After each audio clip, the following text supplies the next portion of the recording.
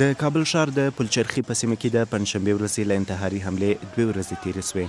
دا سړک د انسانانو له وینو او د بدن له ټوټو پاک سو، خو هغه داغ چې پر همدې سړک د وژل سوو کسانو کورنۍ ته پاته دی ښایي هېڅکله هم له منځه ولاړ نه سي.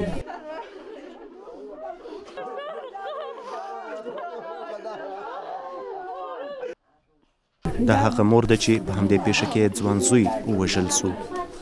د عارف کورنۍ وایي دا ځوان د پنجشنبې په ورځ کله چې له کوره د وظیفې په لور روان و په انتحاري حملې کې وژل سو. د عارف مور چې اوښکې په سترګو کې وچې سوي یوازې د خپل زوی له بېروحه تصویرونو سره خبرې کوي او له هغه پوښتنه کوي چې ولې خپل مور یوازې پرېښوله.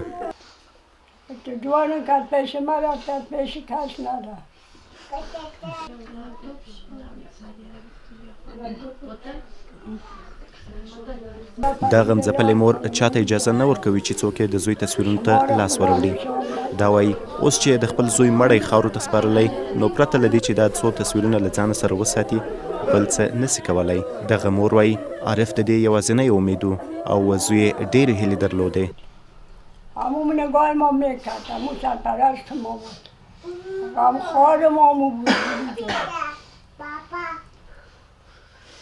من چیزا یاد کنم، یاد کردن نمیتونم.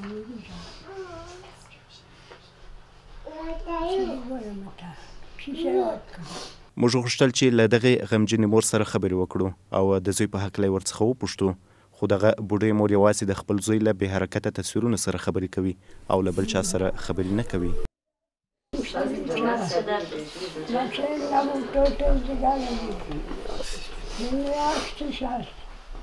بچه مولد دلم بود، گرد زدن نمیتونم، از گرد مانده مولد. د عارف کورنۍ وایي آیا هغه کسان چې انتحاري حملې کوي پر یوې مور هم زړه سوی نه لري؟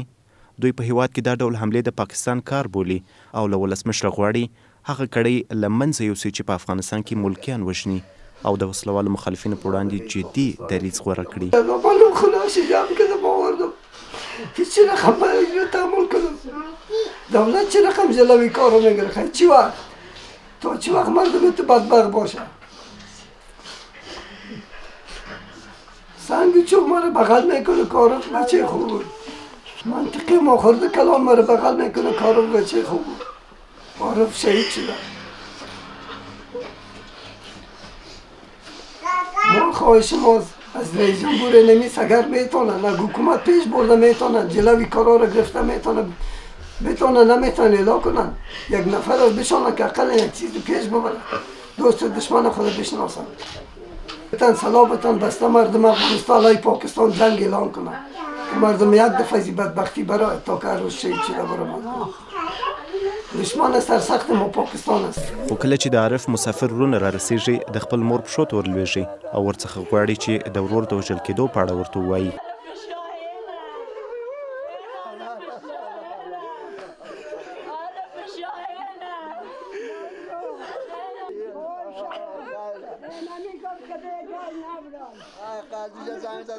د عارف زړې مور غوښتي چې زوی کور ته نږدې ښخ سي. د عارف کورنۍ ځي څو مسافر ورونو ته د خپل وژل سوي عزیز هدیره ور وښیي. کله چې دغه کورنۍ هلته ورځي د عارف خور چې سر د خپل ورور پر هدیره ایښی و او په لوړ اواز یې ژړل وایي چې دا غواړي له خپل ورور څخه ساتنه وکړي او نه غواړي چې کور ته ستانه سي.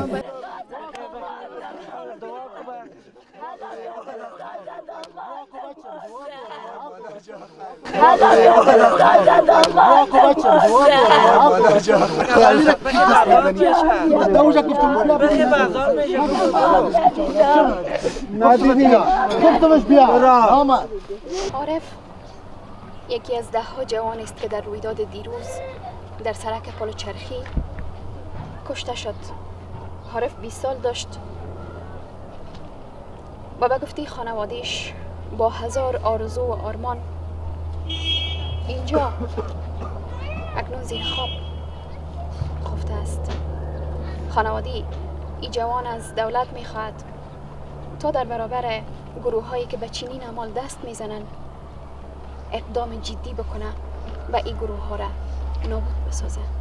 نظیفه محبوبی، رادیو آزادی، کابل.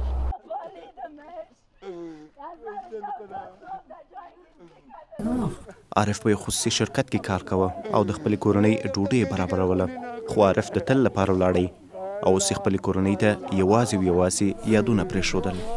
سر کاکلت بمونم، سر کاکلت خاک شوم.